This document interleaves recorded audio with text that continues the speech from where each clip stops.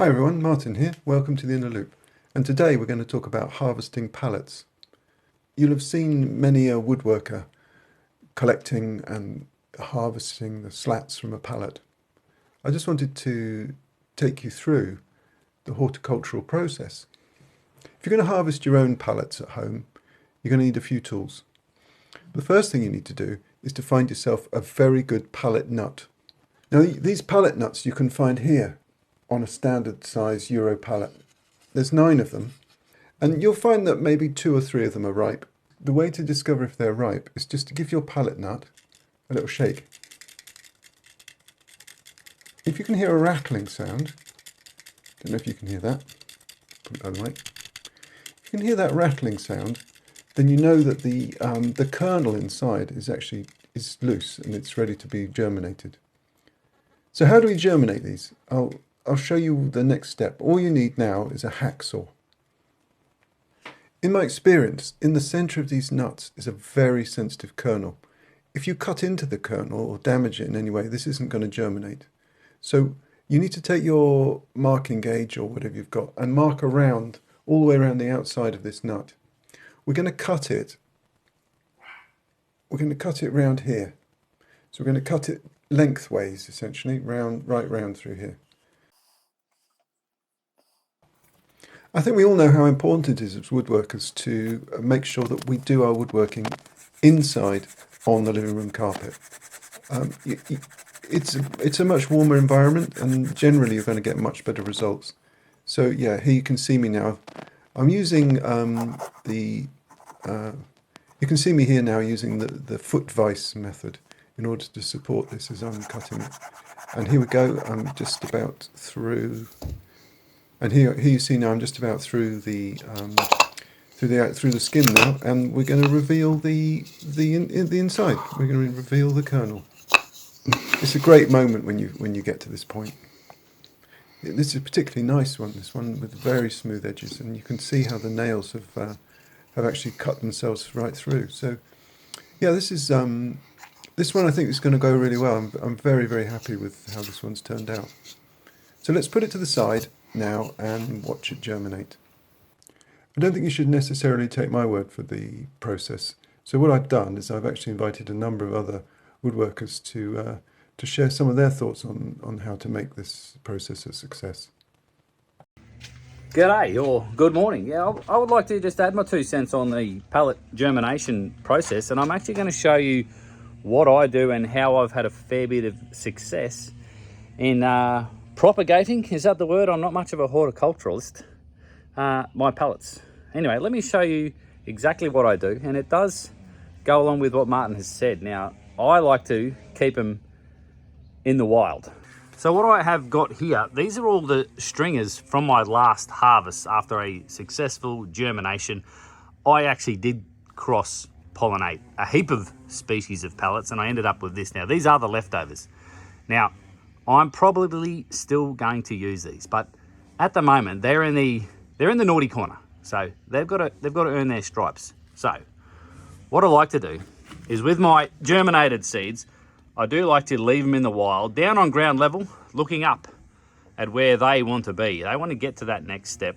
They want to get turned into something cool. So keep them in the wild, treat them mean. Thanks, Mark Dainer, for that. And now we're going to go over to Jesper from Jesper Makes. He has a different take, I think. Hey Martin, hey, Jesper here. So germinating pallet blocks, I hope I say that correctly, I don't know. The best advice I could give on that is probably watch my video on building a greenhouse. That's where my wife and I, we grow all our foods. So I try to smuggle some pallet blocks in there as well to try and grow them.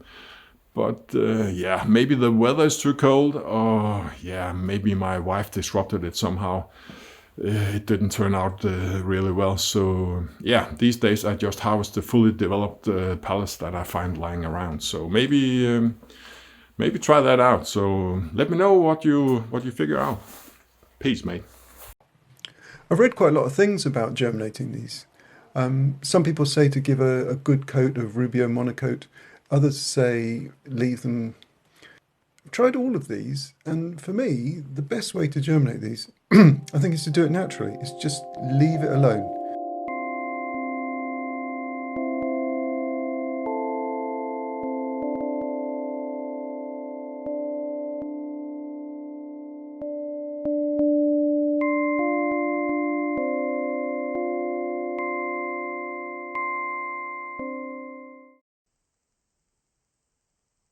Now you can see we've reached a critical point. It's actually flowering.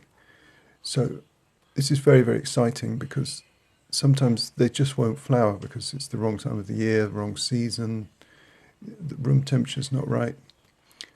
These plants are self-fertilizing. It's very important not to have any other plants around because if there's any cross-fertilization, you can end up with a non-standard result. So you can end up with a cross between two pallet types, and then they won't be standard, and it's the harvest is lost. The fact that they're self-pollinating is fantastic for any gardener.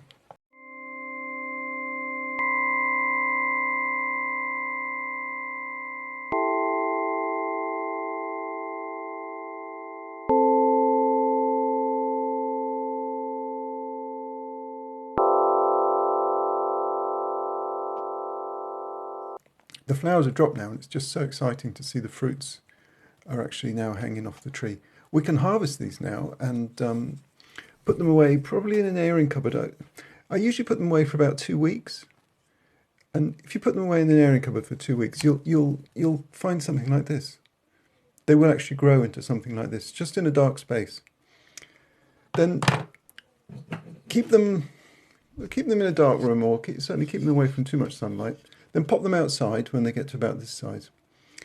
What you want to do is pop them outside in the shed or in an alleyway or anything like that. They need now to be exposed to the elements. So pop them in an alleyway, and in a couple of weeks from then, you're going to have a really good harvest of pallets that people can just come along and, repeat the process. Let's have a little look from James Fix-It Fingers, because he's actually précied the whole process so nicely in this little short. I just had to include it.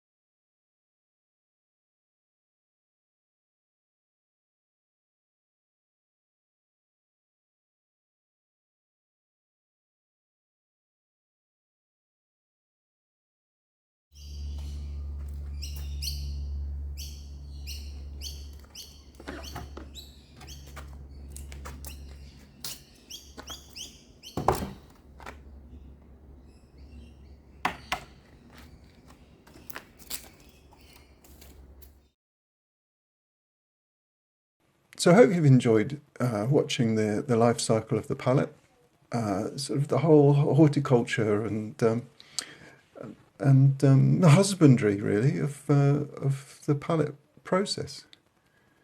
Okay, everyone, thanks very much for watching. I think what I was really after with this video was to answer the same question that I tried to answer in the first one, which is there a way to make a pallet from a pallet that is poetic? I think this really does answer that question, perhaps in some ways, that if you can't make something, then just make it up. I just really want to thank Mark, Jesper and James for their input into this video. Can you imagine some random from the internet asks you to comment on the pallet nut germination process? I mean, what are you going to say? So finally, I thought you might be interested to know what happened with this guy. He was really the project that I was starting before all this happened.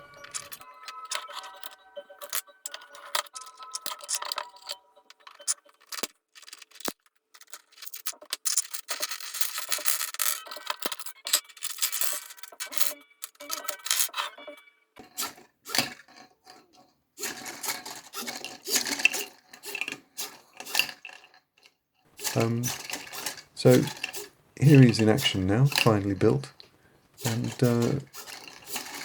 I think we will play out with him.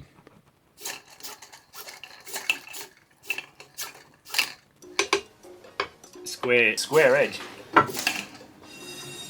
Square profile, perfectly square. Super square on all the perfectly square, beautifully square. And our square.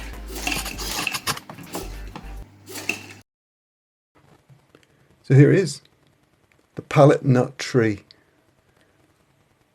I don't know what to do with it now.